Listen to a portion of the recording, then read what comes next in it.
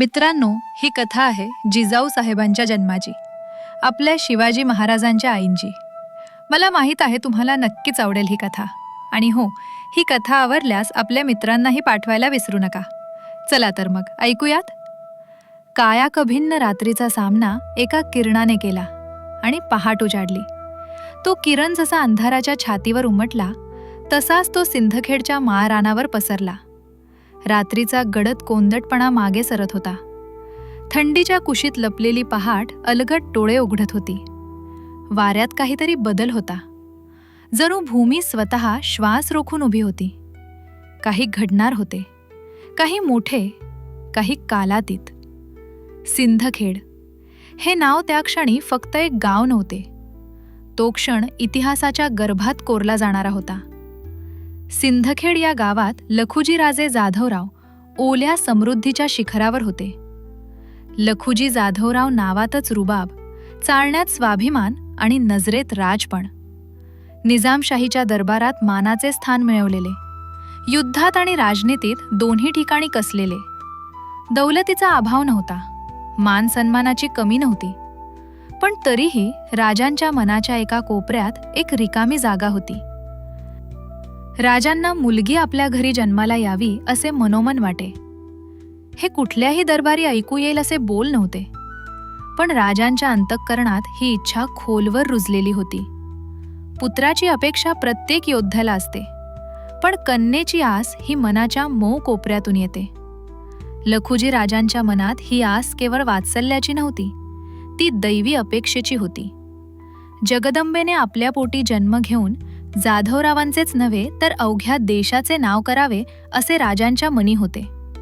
ही इच्छा साधी नव्हती, ही भविष्याची चाहूल होती.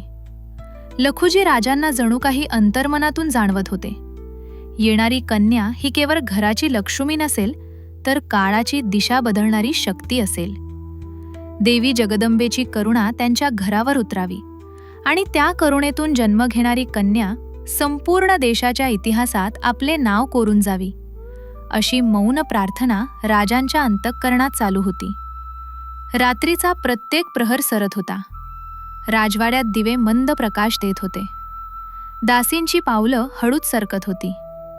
वैद्य, धायमाय, अनुभवी स्त्रिया सगळ्यांची नजर एका दालनाकडे लागलेली होती. त्या दालनात कार आणि नियती एकमेकांसमोर उभे होते. 12 जानेवारीच्या दिवशी जाधवरावांच्या घरी पहाट काळी जिजाऊंचा जन्म झाला. त्या क्षणी जणू आकाशाने निश्वास टाकला. पहाटेच्या थंड हवेत बाळाचा पहिला रडण्याचा स्वर मिसळला. तो स्वर क्षीण होता, पण त्यात विलक्षण ठामपणा होता. त्या रडण्यात असहाय्यता नव्हती, त्या रडण्यात घोषणा होती. लखुजी राजे दालनाबाहेर थांबले होते. आतून आलेल्या त्या स्वराने राजांचे डोळे पाणावले. त्यांच्या ओठांवर नकळत एक स्मित उमटलं. राजाने दोन्ही हात जोडले. नजर वर गेली. शब्द नव्हते, फक्त कृतज्ञता होती. जगदंबे कृपेने झाली मुलगी म्हाळसा राणीला, तीच जिजामाता प्रसिद्ध सर्वाला. फसली सन 1007ला. उष पौर्णिमेला राणी म्हाळसाला चौकाचे नैऋत्य कोणाला. जिजाऊंच्या जन्माची नोंद लखुजी राजांच्या दरबारातील भाट कवी यांनी अशी नोंदवून ठेवली आहे. भाटांच्या शब्दात फक्त जन्माची नोंद नव्हती, तर भविष्याची साक्ष होती. जिजामाता हे नाव त्या क्षणी उच्चारलं गेलं आणि काळ थबकला.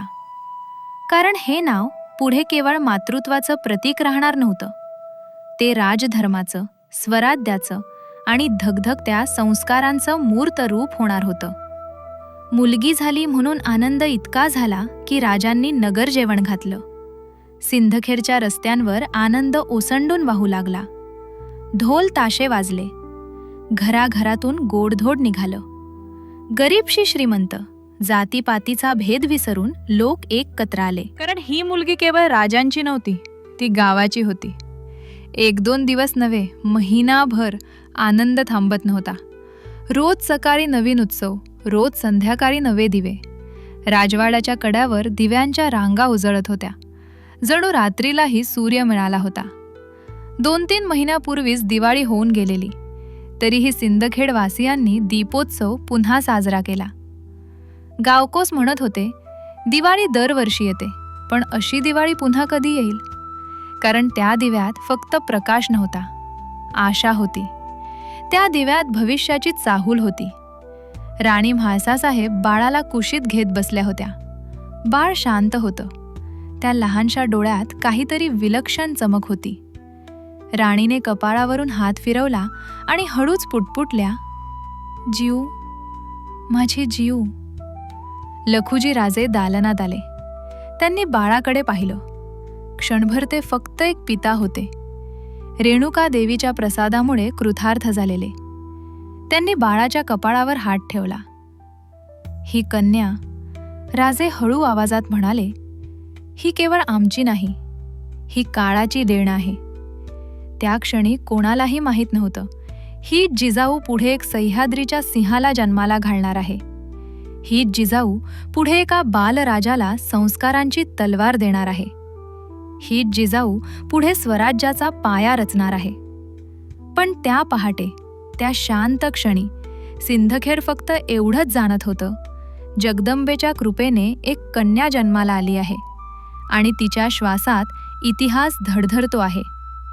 नव्या काळाला जन्मास घालणारी भारत माताच लखोजी राजांच्या यदुकुळात जन्माला आली.